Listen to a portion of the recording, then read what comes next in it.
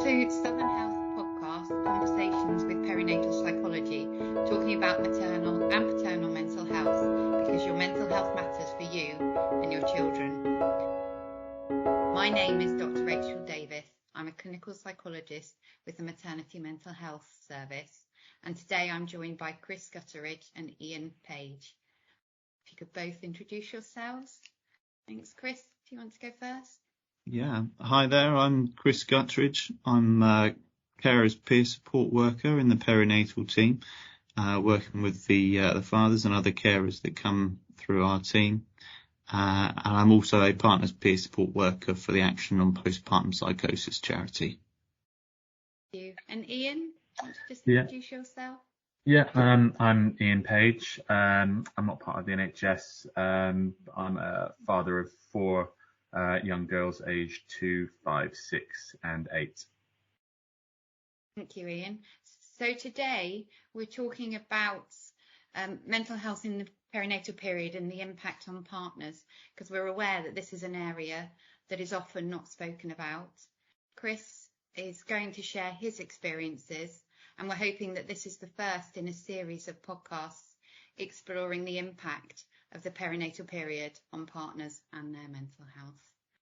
So Chris, are you happy to just tell us a little bit about what happened for you and I guess what brought you into this role? Absolutely. Thanks, Rachel. My journey started about 9 years ago when my wife was pregnant with my son. And during the pregnancy, I realised or discovered that she had mental health journeys as a teenager. And I had my first experience of a psychosis about halfway through that pregnancy. It was only very brief, but it was also very scary. I didn't really understand what was going on.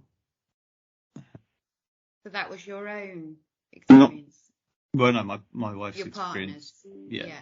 So it started during the pregnancy. The first experience was in pregnancy. She had other psychoses before that I didn't know about until this point. And that after that, we had some mental health input from the EIP team, the Early Intervention and Psychosis team. And then we went on to the labour and went into hospital, and we had a very long, drawn-out labour. Can't remember exactly how long, but it was something like 40 hours. Wow. Which ended in an emergency C-section.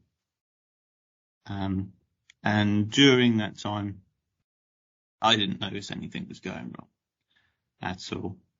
But my wife had been without sleep for 2 to 3 days at this point. And after my son was born, which is a funny one, isn't it?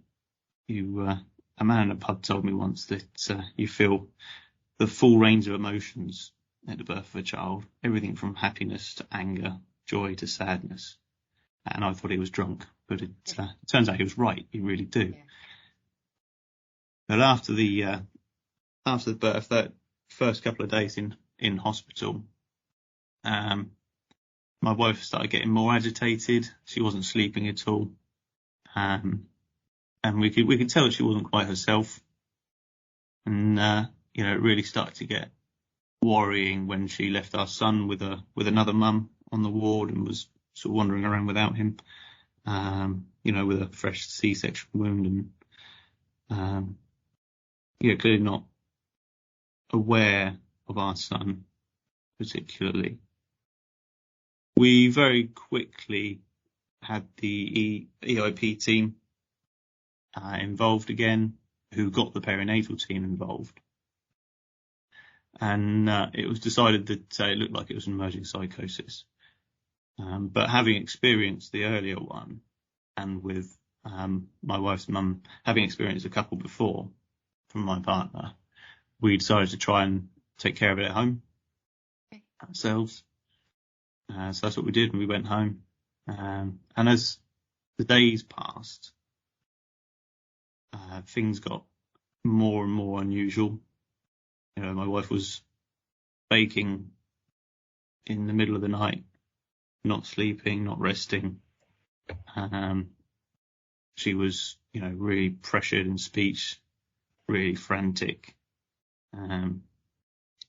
saying all sorts of out of character things,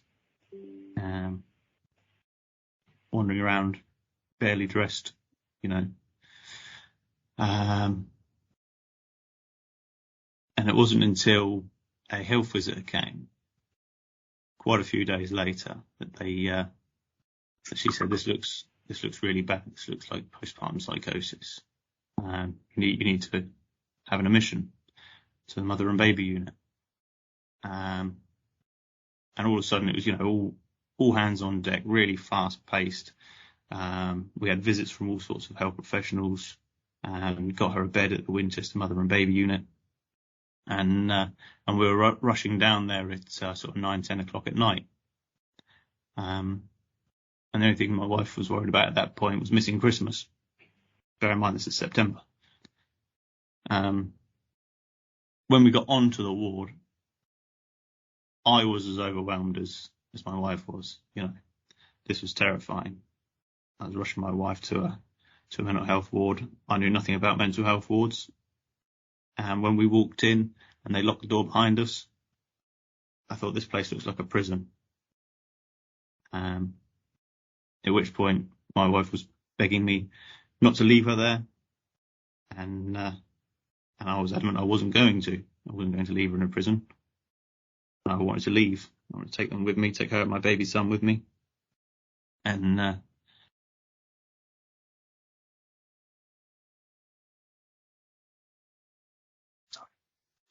Yeah. So what happened there? Well, after that sense of not wanting to leave her, how did you manage that? The doctor on the ward sort of grabbed me and almost shook me and said, look, this is the best thing for her. She needs to be here. You need to let this happen. And I argued with her about it. She says, trust me, I know what I'm doing. We see this all the time.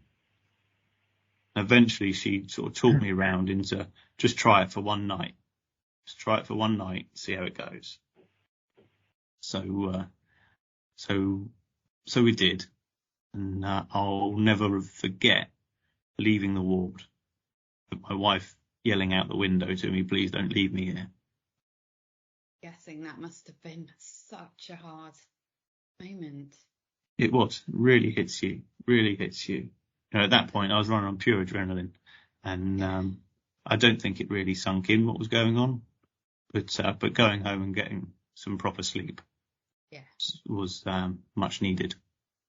So that sense that actually, after you got some sleep, you could see that it was the right thing and the best thing for your family. But that instinct, I'm guessing, because all you want to do is protect them and be there for your wife, for your newborn son. It's just arrived and you've got to walk away and leave them in a place that you feel like they don't want to be.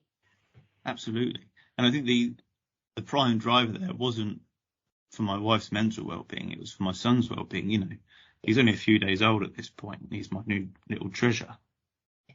And I thought of leaving him somewhere, not being with him, is terrifying. So over the coming days, it became apparent that she needed to be there.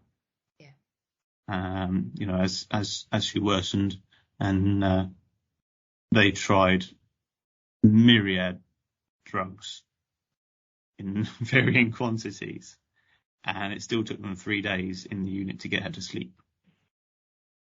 Gosh.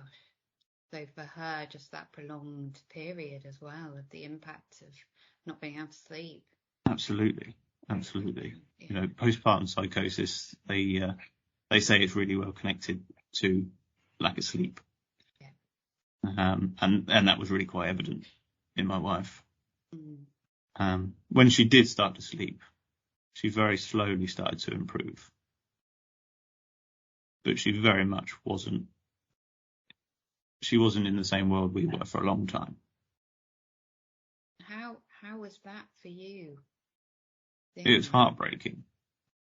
And at times, I didn't want to go and visit them. Yeah. So it was peaceful at home. It was quiet. There was no heartbreak at home. So I was forcing myself to go and see them at times. Yeah. Did you have like a support network around you throughout this period? I had great support from family, which I was really, really grateful for. Yeah. And whilst on the ward, I did meet a couple of other dads, and we sort of went on to support each other a little through the time. But mostly, yeah, it was the family. It was the family. Yeah. And did that make a difference for you? No. Do you think? No, not really. I was, I was shocked, and heartbroken, and eventually I became really, really depressed about it. Yeah, which I mean Yeah. is understandable, because when you're, pregnant, your wife's pregnant, you're looking to the future. It's not what you expect Not what you to planned for. happen, is it? It's not what you planned for, and that gets you. Everything you imagined you were going to have is not happening. And even when my wife started getting leave from the ward, she came out and got worse again immediately. I went back in, and then the second time she had leave, we were sort of adamant we didn't want her to go back in because it wasn't necessarily helpful at that point. She didn't want to be there, and she wasn't attainable at that point. So in the end, she went and lived with a family friend, somewhere nice and peaceful, and had the rest of her recovery there, which it still took a very, very, very long time. And it was very hard. Yeah, I bet, because all this time you were apart from your wife and your child. Yeah, absolutely. Yeah.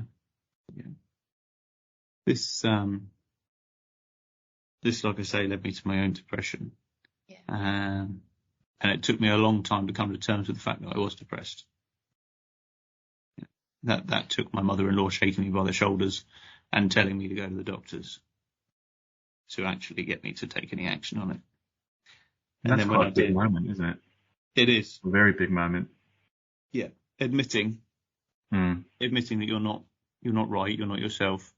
It's something that as men we try not to do, isn't it? You try to have that stiff upper lip, try and be the strong man. But to actually walk into the doctor's surgery and cry is it's a life-changing moment. Yeah, definitely. Because I imagine, like you say, you want to be the strong man. You want to be. You feel like you have to support your family. You have to support your wife, your child, and you forget about yourself, don't you? You do absolutely. When I did talk to the doctors, he said that you can either have talking therapy, or you can go on some antidepressants. And I said, well, give me the drugs. I don't want to talk about it. Yeah. Knowing what I know now, I regret that. I wish I'd talked. Do you have a sense of what made that talking difficult? What got in the way of you? I don't think I understood what had happened. My brain couldn't put it in words anyway. And I think still with that, that masculine, like, want to be strong. Didn't want to talk about it. Just wanted to forget it happened. Yeah. It's the easy way, isn't it? It feels like the easy way at the time. It is. I did eventually get some counselling. And I was so bad at engaging with her. I'd missed 3 appointments before I actually turned up to one. I wouldn't be very talkative in the sessions. And eventually I just completely ghosted her. I wasn't ready to talk about it at all. how did you end up in the counselling, even though you didn't, there was, because it sounds like there was part of you that maybe thought counselling might be good, but a bigger part of you that was just blocking that? Well, That was my mother-in-law to the rescue again. okay. She had been accessing counselling for years before, after experiencing other psychoses. So she connected me with her own counsellor that she was using, which, through more shoulder shaking, Yeah. I eventually went along. But yeah, I didn't engage with it well enough. That you went along, but you weren't really signed up to it in terms of your own motivation to talk about it. Absolutely, yeah. And the motivation to talk about it, was not there. Like I say, I just wanted to forget it happened. I just wanted to wallow in my own self-pity. And seemed preferable. Where you said sort of that you'd been, you went to the doctors, you've got depression, are there things that you noticed or other people noticed about you that would kind of go, oh yes, that is depression, or that's what I experienced? I was sleeping a lot. I wasn't very communicative. I was very quiet, very in my head. Yeah. And I think I noticed after having it, I think your depressed pointed out to me, and having the symptoms described, that big black cloud above your head, it really does feel like that's there, sort of blocking the top half of your vision. And when I did start the medication, that really did lift. Okay. So the medication, to some extent, did help you? It did, yeah. Yeah. I was still very moody. I was still very angry. Yeah. And I still wasn't very communicative. But I was better than I had been. And as time went on, that depression lifted very, very slowly. It probably took several years for that to lift fully. And in that time, after the admission and my wife coming home, I started to feel really anxious as well, and had some sort of OCD symptoms, which I don't think are necessarily connected to my wife's mental health, but more my own and that new parent, that new father thing. I was very anxious about getting injured. I probably still have some of that, actually. I'm always saying, be careful, don't do this, don't do that. I did a lot of checking the front door 3 times before going to bed, and things like that as well, which I think was all more about keeping my son safe, my little pride and joy safe, than it was about my wife's mental health. Yeah. And do you think the way things started may have impacted on that, in that sense that, because you weren't there, you weren't able to be there in the early days because you had that separation? Yeah, I think so. Then it was almost that, gosh, now we are back, I must keep them safe, now I can. Absolutely, yeah. That I don't want anything like this to happen again. I've got to keep them safe. And also, by having them in the mother and baby unit for 3 months, I missed out on all that initial part of being a parent. By the time they came out, I basically had a ready-made baby that slept all night. I hadn't had to experience all that, getting up at 2 o'clock, 4 o'clock for feeds. That came later when my daughter was born, and that was a shock to the system because I hadn't experienced it the first time. Yeah. We had nurses took care of all of it. You have this vision of how things are going to be, don't you? Sort of months and months, like 9 months worth of how it's going to be after the baby's born, and then it's just turned on its head. Yeah. By the time they came home, he had a feed at midnight and didn't get up till 10 o'clock in the morning. Yeah. How did that leave you feeling, that sense of, missing out on those 3 months? not doing those At, things. at the time, it felt like an advantage. Yeah. You know, we hadn't had to do all the hard stuff. You know, it was all easy going from there on, which is exactly what we needed then. In hindsight, you know, looking back at it, it probably didn't help with our bond. And, you know, we do feel like we missed out on something there. Whether or not it really makes a difference, I'm not entirely sure.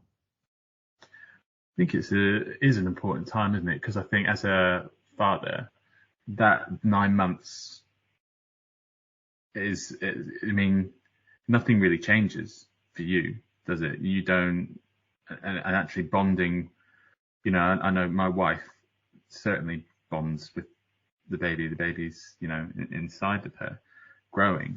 But you don't feel that. Nothing's different really until the baby's born. And for me, certainly, that's when those periods, because we bottle fed and we shared all the night feeds and everything. That's definitely like for me, was big bonding period. So yeah, it can be a really, really important time. Mm. And to miss out on that can be like quite detrimental to your mental health, surely, if you're going like with everything you're going through. Yeah, absolutely. Like I say, I don't think we realised we'd missed out on it until then, when we did it with our daughter several years later. And then I was doing, you know, all the night feeds. And, you know, we're both there when she's crying for 2 hours at 4 o'clock in the morning and won't stop. And then you think, well, I didn't have to do this. And I thought, well, depression comes back. Why do I have to do it now? Right, this is hard. Much harder than the last one. Yeah. And then your mind starts wondering, is there something wrong? It's a slippery slope, isn't it? Yeah, absolutely.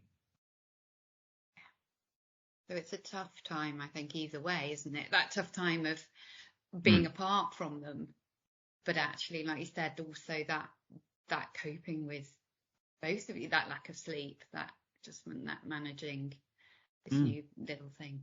Be really Yeah, great. absolutely. I think I'd like to say that when my daughter was born, we had, you know, all hands on deck all through the pregnancy for that. That was planned almost to the minute of exactly what would happen. You know, planned C-section, start medication at this time, regular check-ins all the way through. And that went off without any mental health difficulties, no signs of psychosis, anything like that. The harder part then was actually getting used to, like you say, in that first 9 months, that key period, having to do it without all the help of nursery nurses and nurses, and all the health professionals that came along as well and could give us advice. Yeah. And I guess it's that, because often with your second child you get less support, you know, as in generally, because it's that sense of you've already got one child, you know what you're doing, whereas actually for you and your wife, it sounds like in some ways that was the first time, because it was the first time that you were entirely at home, because it was such a different experience that second time around. Yeah, it was the first time I'd been involved in it all properly. Yeah. And it was the first time she was going to actually remember it. Yeah. Because the first 3 months of my son's life, she very vaguely remembers parts of. So actually it's that recognition that this is almost that sense of being new parents again, that for you both. Yeah, absolutely. How do we adjust to this new baby that's here with us all the time, and that it's a whole new learning experience. All the while with this overhanging fear of it happening again. Yes. Yeah. Did you find once your daughter was born that you had sort of, it took you back at all to what happened with your son? There was definitely moments where it did, you know, the actual birth, you know, it wasn't similar because we just turned up at a date and had a C-section. There was no long labour or anything like that. But actually being in the operating theatre there was quite a scary moment. And I think me and my mother-in-law were both on such high alert that every little action that didn't quite seem right, every little emotional outburst, we were like, alarm bells ringing. Like, we need to ring the team. And my wife's saying, no, I'm fine. But yeah, we were seeing everything through those tinted glasses. Mm. That constant on edge, kind of just in case. Yeah, as we were for the whole year or so after my son's birth. Yeah. You're just constantly watching for signs of a relapse. Which is then, again, where you were talking about the anxiety, the OCD, it's understandable that was there for you. Because they're all there to protect me, protect my wife, protect my son. Yeah. They were serving a purpose. Yeah. But it's sometimes that point at which it kind of grows into its own, doesn't it? That anxiety, OCD, that it's there for a reason. You're looking out for signs. You want to make sure that everything continues to be okay, but actually the anxiety can then take on a life of its own and become to the extreme. Yeah, and I think it takes other people pointing that out for you to realise that it's got that far. Yeah. Because you don't notice it yourself. And I think you're very lucky to have those people around.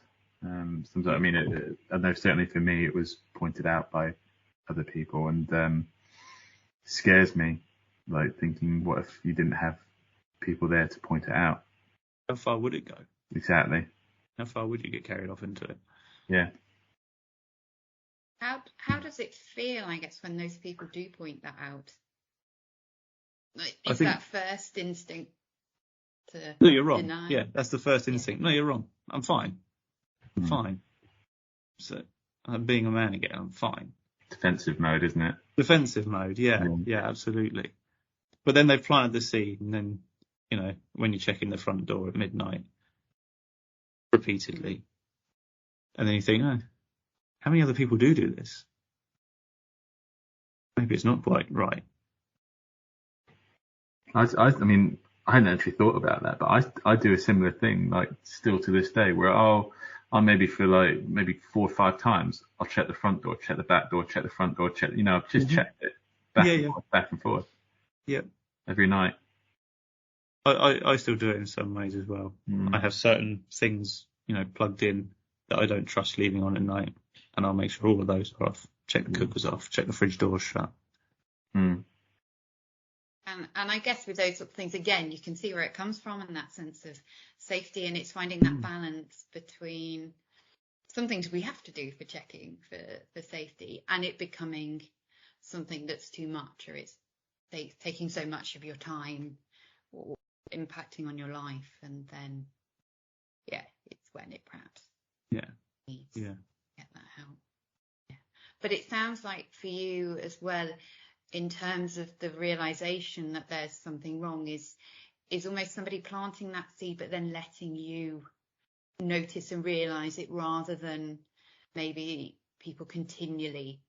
Absolutely. If somebody's jabbering at you about it, constantly nagging you about things you're doing that are strange, things you're doing that are wrong, you become more and more defensive about it, more shut down. But yeah, if they're gentle with that approach, then you come to those realizations yourself. What do you think kind of has helped you the most in terms of getting you to where you are now? Did you say what helped me the most? Yeah, what helped, do you think, in the end? Time. Okay. Time helped. Time helped, and weirdly, moving house, which is probably not a very helpful thing to say. But we just happened to move house shortly after my daughter was born. And that fresh start in a nicer, quieter area was when I really noticed my mood start to lift back up again, and I was actually myself. Did you get to a point where you felt you could talk to people about what's happened, or share your story, or speak to certain people? I did. It took probably 3 or 4 years after my daughter was born before I was openly talking to people about it. And those conversations started in my previous job, where I met other people that were struggling with their mental health and things I could relate to. And I found I was really good at listening to them, at sharing my own experiences, and became good friends with some people purely through our similarities in mental health. And when the job came up on NHS jobs for a carer's peer support worker, my wife said to me, "Oh, this is you all over," and I was really unsure about that. The idea of putting myself through the perinatal team every day was a bit scary. But eventually I talked myself into it. And when I did start in the role and start exploring myself and my own story really openly, I found it incredibly healing. Everything in the journey started to make sense. I could line up the events properly in my head, which I never had to do before. It was all just a jumbled up mess of emotion and fear. And with some practice of talking to other people who were on these sort of journeys, I've become vastly more comfortable with what happened to us. So that's quite a journey, isn't it? To go from where you were talking about at the beginning, where you tried, people recommending counselling and you went along, but you just couldn't engage, to getting to a point where talking about these sorts of things is what you do for your job, and you're working in the environment. But a lot of this trauma, difficulty, anxiety kind of happens as well. It's been immensely healing to work in this environment. You'd think it would be traumatic, but I found it immensely healing. There's a really fresh feeling to being able to be this open about it. I've gone from being absolutely terrified of mental health and not wanting to talk to anybody about it, to sitting here and doing a podcast. Yeah. So as far as personal growth goes, I think that's up there at the top, isn't it? Did you kind of have that fear of people judging you?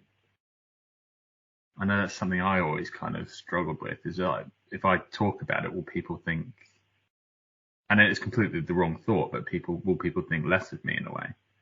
And I know that's not logical and it's not right, but that was something that I always struggled with. I think that's something that most of the human race struggle with, isn't it, on a daily basis. It's what do they think of me? What will they think of me? It's not something that I've ever particularly struggled with. There's probably been elements of it. But I think generally throughout my life, I've been more of a, I don't really care what anyone else thinks kind of person. I think most of my own worries were more about what I thought of myself. So it was that acceptance in yourself that maybe you need some support or some help in coping with this. Yeah. And that, whereas that sense of, but I should be able to do this. Yeah. Alone. Yeah. Yeah. Yeah. I should be able to do it alone. Yeah. Whereas when we look, when now it sounds like when you can look back at everything you went through, it's completely understandable that, you need that support through it, because that's a huge thing to go through. Yeah. Yeah, it is, absolutely. And now, day to day in my role, I tell other people about this journey. And exactly as you say there, Rachel, tell them that actually you need these other people around you to help. Lean on them. They will be there for you. Whether that's the professionals, whether that's family, whether that's your best friends, you've got to look after yourself before you can look after others. As the saying goes, you can't pour from an empty cup. So would that be, I guess, something from your own experience, that if there was anyone going through a similar thing, any partners out there going through something similar, that you would say to them, and that you say to the people that you work with? Lean on those that are closest to you. Be open. they will help you. It is so refreshing when you, like you said, when you start opening up about it and you get that support, and it's so helpful. Realise you're not being judged for it. Exactly, you're not. People care about you. They'll help you. They're there for you to lean on. Sometimes it's hard to get to that point, but once you're there, it's so refreshing, isn't it? It is. It really is. Are there any other things that, if you look back at your experiences, that you wish you'd known at the time, or that have been available to you at the time to help you through that period? I wish, and this is, one of the main reasons I've gone into this role, I wish there had been someone there to guide me through it. Whether or not I'd have engaged with them properly is another story. But if they had been there and said, look, I've been here, I've done this, in the same way I do for others now, I think that would have been really relieving. So that sense of being able to, rather than necessarily talking to professionals, being able to talk to somebody who's been there is and which is, I guess, the real value of your role now in that carers peer support work. It is, yeah. I don't think I ever valued the professionals in the same or in the right way. I saw them as just being there to fix my wife. Taking a blooming long time about it. You can't. I think when you're that low, you're that worried, you're that stressed, I don't think you can fully appreciate what the other people are doing around you. So actually, yeah, the professionals didn't seem helpful to me or for me. It's almost sometimes like you're a bit of an afterthought. Yeah, I mean, just getting into the mother and baby unit to see my wife was hard, or having a phone call to them to say, how's she doing today? And they'd be like, oh, I'm afraid I can't really tell you over the phone. You have to come in. Those little barriers make it even harder to rely on them.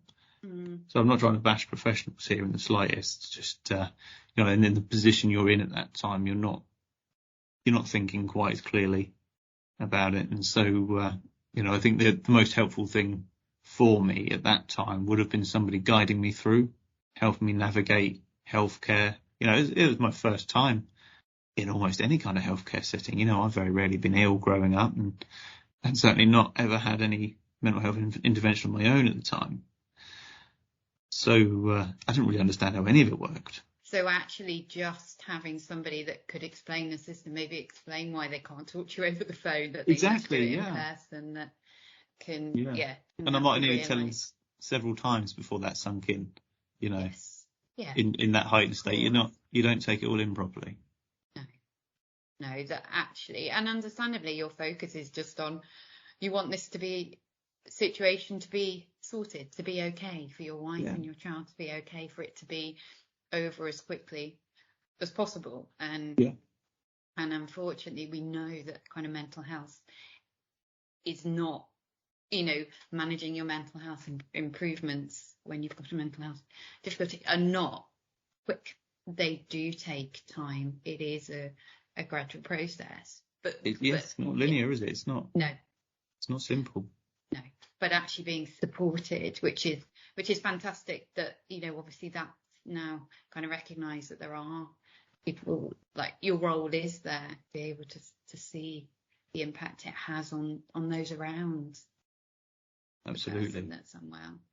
Absolutely. And, learning from my own experiences, I try to help others to understand the system, to understand how long recovery might take, because it's one of the biggest questions I get asked. How long is it going to take? And just explain that there's no answer to that. But knowing there's no answer is helpful.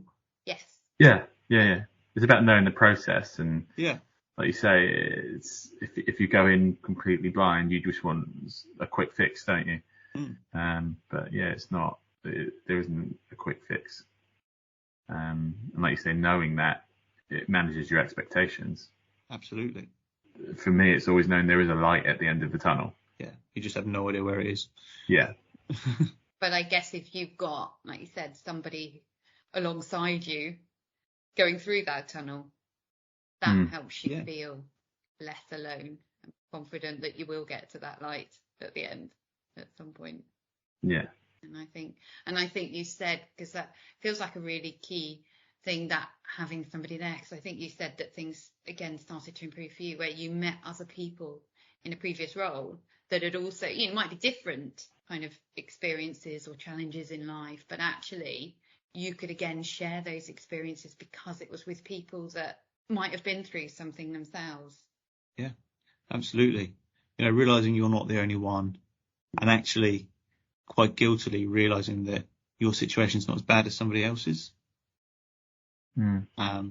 These things can really help you put things into perspective, and gives you somebody to talk to that understands, even if you don't talk directly about it, and you just know that somebody else has been on the same journey. And you spend your time talking about the weather, fish and chips, and all the weird stuff that us men talk about. You don't have to be talking about mental health to be helping your mental health. But actually it's that sense of talking and connecting people that might be really key, which I think, because that's what I think, if we go back to what you were talking about, where you talked about your own depression, actually that was the bit that was really, that you weren't doing. You said you weren't really talking, you were withdrawing, you weren't connecting. Yeah, absolutely. I really leaned on my brother at that point, as my best friend and my brother. And we spent a lot of time diving into various hobbies and doing things that, they weren't directly addressing my mental health at all.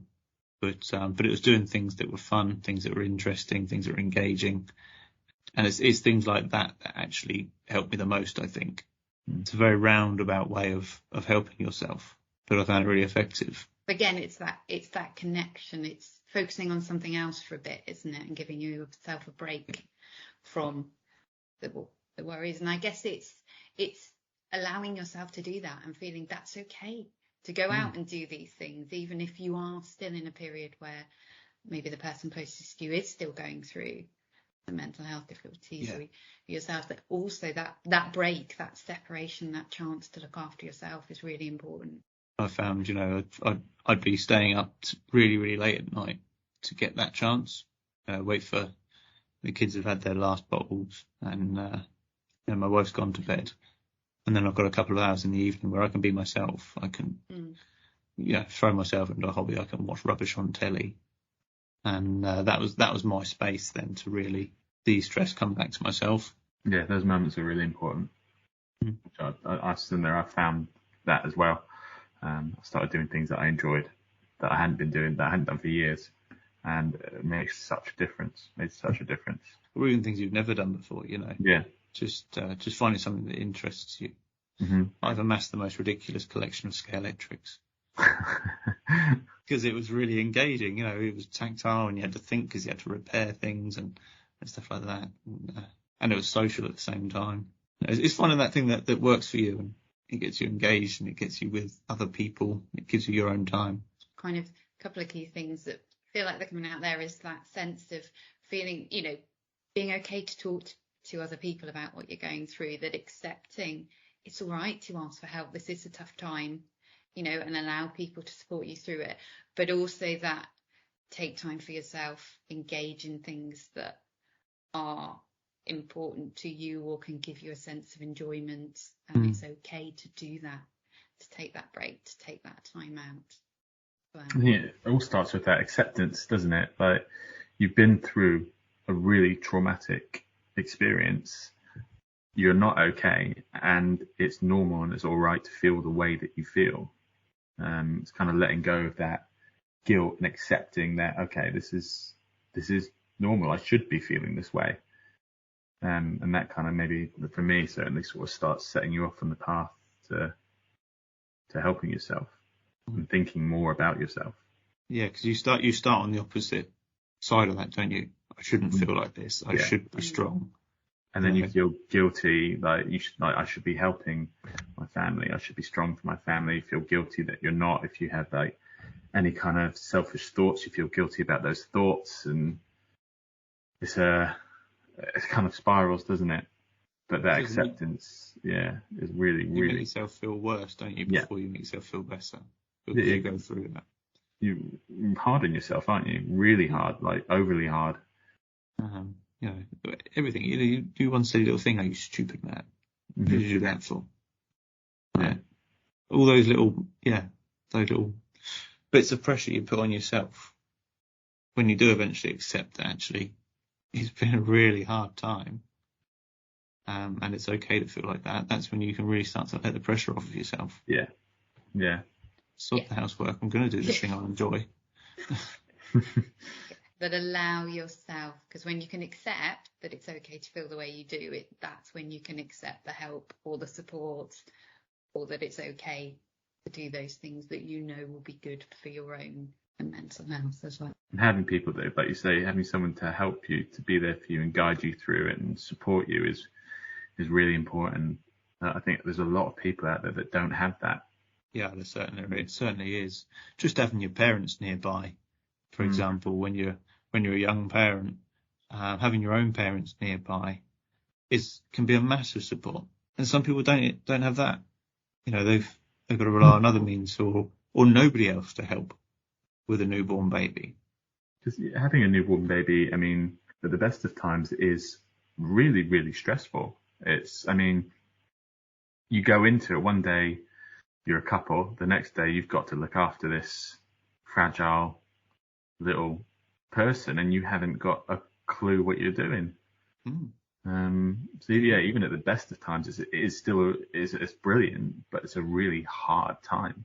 It absolutely is, yeah. And like you say, you know, you go into it as a couple, and then a couple of days later, you're almost at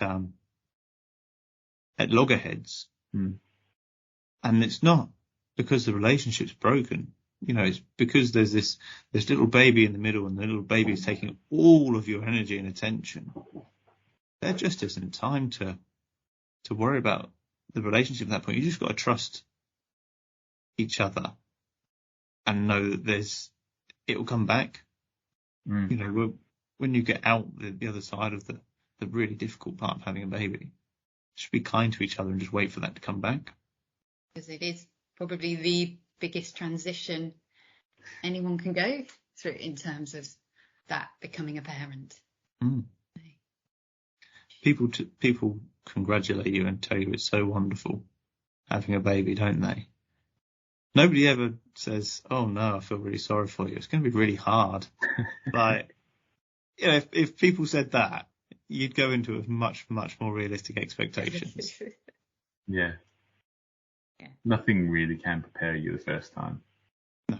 No, yeah. But that's where having that support is so helpful. It's finding it where you can and accepting that. Yeah. Whatever that might be, even if that's friends dropping food round, you know, or just somebody who offers to hold the babies for a bit, finding that help. And again, both perspectives, from the mother, you know, father, the partners, whoever, it's okay to accept that help. Yeah. But even more so when you've been through a traumatic experience, at what's supposed to be one of the best moments of your life. I think the hard thing about being a new parent is as a dad, is the expectation to go back to work so fast. You've got to get up at 5, 6 o'clock in the morning and go off and do an 8-9 hour day at work on 3 or 4 hours sleep for months and months and months. And it just doesn't quite feel right when you look back at it.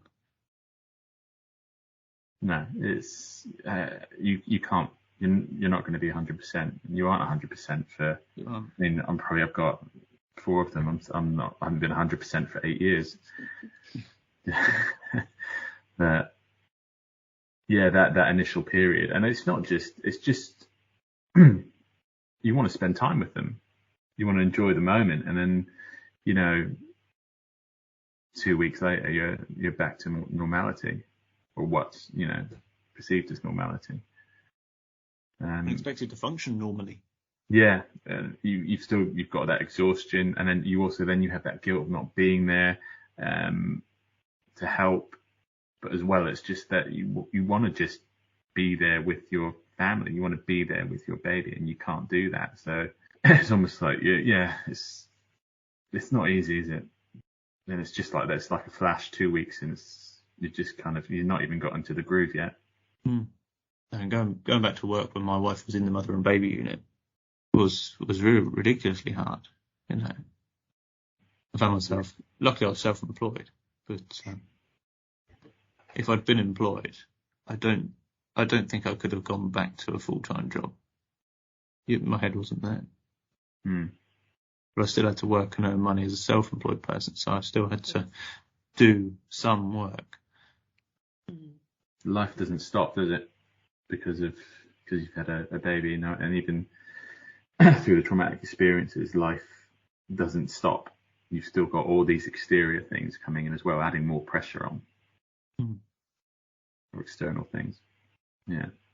So allowing yourself, again, that support to navigate those things and work out how you manage those in the best way. You said it's that if you're employed, can you, asking those questions. And I guess that's again where you can accept it. You can then ask those questions of, is there an option for some carers leave, or reducing your hours, or doing what will work best within that. Again, rather than necessarily feeling like you've got to do it all. And I think if you are finding it hard, you need to, take this theme of like openness that we've been discussing. You need to take that to your employer and have those conversations. Yeah. If things are hard, then be open with them. No matter how much of a hard boss you think you have, you might be surprised at how supportive they can be. So again, that brings us back, doesn't it, to that acceptance and the openness, and it's okay to do that, because that can enable you to try and find all those options for help and support. Absolutely. Is there anything else, Chris, that you feel would be really important to share with anyone listening to this? I guess as a summary, it's okay to not be okay. It's okay to ask for help. I guess you won't be the only one feeling, as you two have just shown, your experiences, you won't be the only person feeling like this.